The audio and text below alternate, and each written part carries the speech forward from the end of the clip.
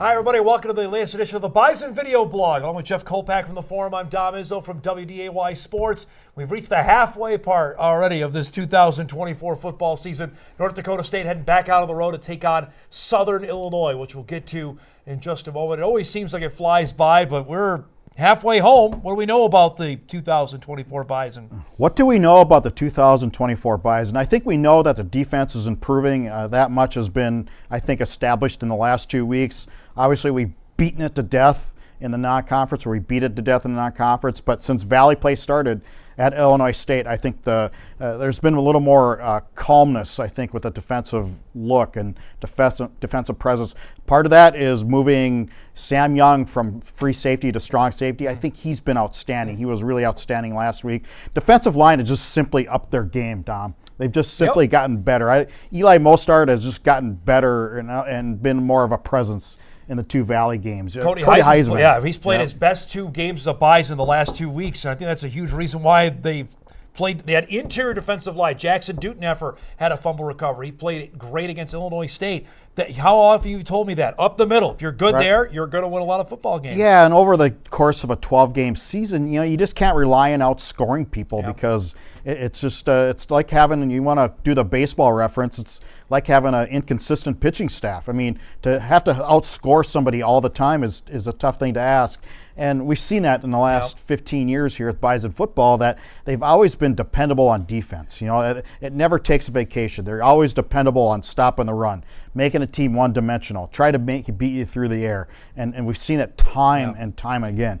And I think that's what we've seen in the last 2 weeks. Let me ask you about something we haven't talked about yet, about the fact that they have not rotated middle linebacker the last 2 weeks. Nick Kubitz has been the guy, and I'd argue Kubitz has had maybe his 2 best weeks as a Bison in the last 2 weeks. I asked Tim Paulsek about that last week at his weekly press conference, and I think he likened it to an offensive lineman being able to see the same picture and adapt and make a feel for the game.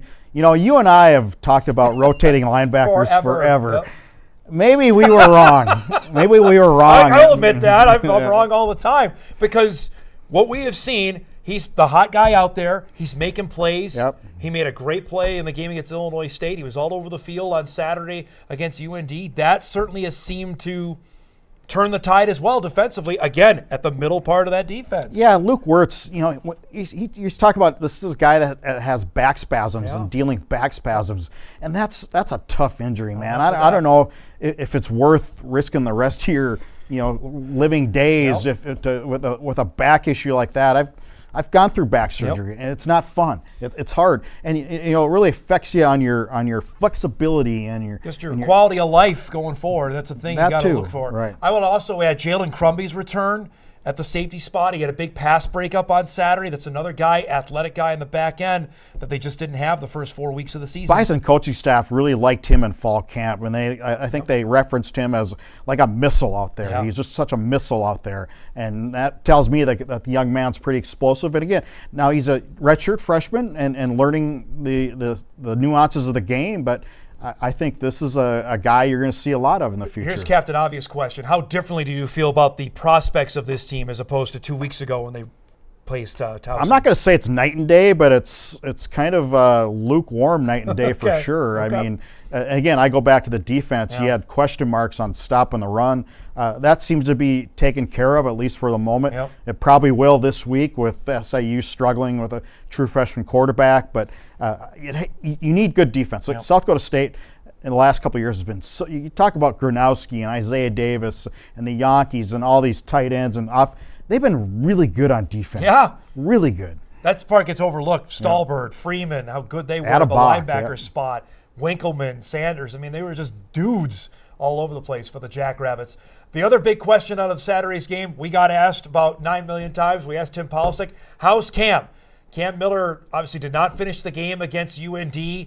Hurt his ankle on this play late in the third quarter. The following play was a flea flicker from Cole Payton to Mekhi Collins. Paulsek said, we're not going to have availability with him till tomorrow, that he was okay. He could have come back in the game if he wanted to or needed him to. Question is now his availability for Saturday's game against Southern Illinois. Well, at sprained ankles, there's varying degrees, as we've known that over the years. I never heard the word high ankle sprain, so I think that's a good sign. And the fact that he came out and they were taping and he could go back in tells me it was not a high ankle sprain. He would have been in a boot. Correct. For sure. We have seen that before in the past. Yep. The thing that got me, he was standing on the sideline at the end of the game. He was giving autographs at the end of the game. If it was something more, again, we're going to play doctors on TV until someone tells us not to, but if it was something worse than that, I don't think that would have been his reaction coming off the field on Saturday. He would have been in for treatment, I would think, too. So I would expect that Tim on Tuesday or tomorrow in his press conference will say he's a starter, he's ready to go until you hear otherwise. He was the Valley Offensive Player of the Week already for the second time this season. He broke Easton Stick's Missouri Valley Conference record for touchdown runs by a quarterback, now with 42. We're running out of superlatives. Let's talk about how good he's been in 2024. Well, I said on your show this morning, if Mount Rushmore had more faces, he'd be up there in the Division I era, starting with Steve Walker, then Brock Jensen, Carson Wentz, Easton Stick, Trey Lance, and now Cam. Statistically, he's right there. I think just his command of the offense is there. And here's a position group that has really shown improvement under Randy Hedberg. And let's give Hedberg a little shout out here. That position group has gotten better over the last few years. I mean, noticeably and remarkably better. And that's coaching too. I mean, when you have a true freshman like Cam had to go in the spring 21 season. Remember that Cam Miller version down in Sam Houston in the 2021 spring game? Nothing like we see now. Nothing.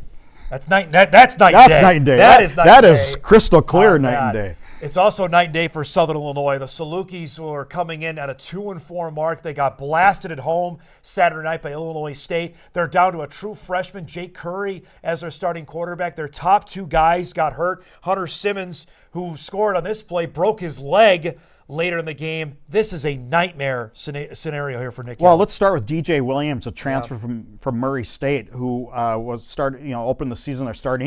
DJ is a good player, and he's still the leading rusher on this team, and he played less than 3 games. And everybody else has played 5 or 6. So that tells you a little bit about the ground game. And then Hunter Simmons, I think, was getting comfortable throwing a little bit. And now you're down to a true freshman, 5'11", 180-pound true freshman from Edwardsville, Illinois, who was probably a pretty good recruit, but no way in his wildest dreams he thought he was going to be playing. Unless it was mop-up duty, unless you got a chance to come in. Right. And they have been – here's the thing that's been more concerning.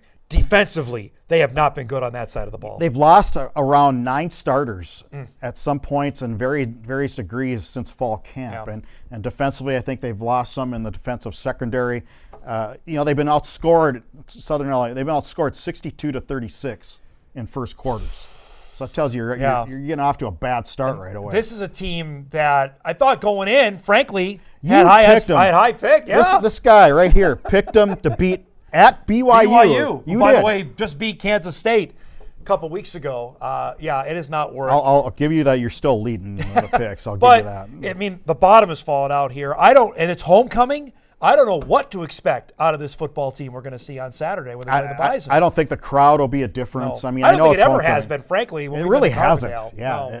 No. There's been a few times when the Bison have played there in late November and middle November, and it's been cold, and frankly, fans. And everybody will point to the game in the spring of 21 and the weird season when Nick Baker went up and down the field on the Bison at the end of the win streak, the 39-game win streak that day. But and even then, there wasn't a big crowd because of COVID. No. So again, they didn't have a monster turnout. It's really head-scratching, I guess, because I covered this team, the Southern Illinois team, back in 2005 is when the Bison went down there for the first time, when they were still an independent or Great West Conference.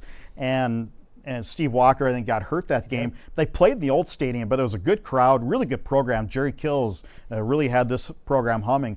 Then they build this new facility, and you think it's just naturally going to be this, mostly sold out or really good crowds. But, you got to remember the Illinois directional schools have fallen on hard times as far as enrollment. Western Illinois' enrollment has taken a big jump down. Southern, I haven't checked it lately, but I think Southern Illinois was trending down on enrollment.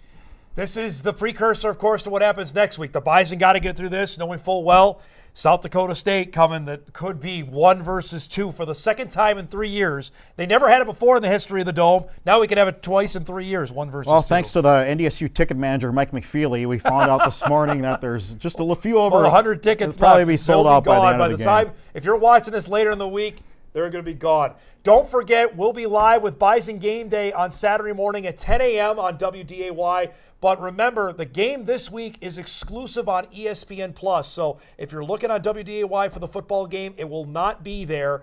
We'll hammer this about 8,000 times. Kolpack will make sure he writes it in the newspaper.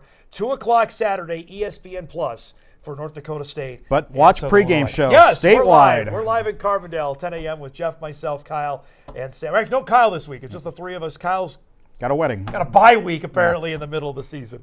For Jeff Kolpack, I'm Dom Izzo. That's this week's Bison video blog.